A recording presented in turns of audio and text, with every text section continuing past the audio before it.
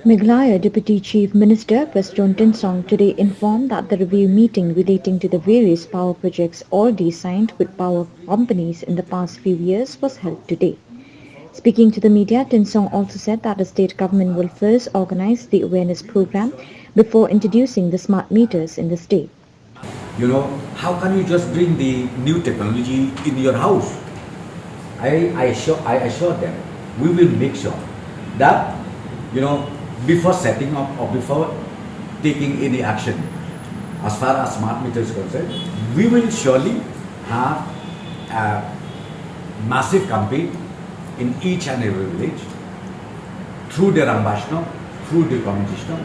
Then we will convince people, and then people will understand. Because see, this smart meters is just like a phone only, a mobile. I told them it's a mobile, prepaid or postpaid. These smart meters will be like that, post or pre. So it's up to you.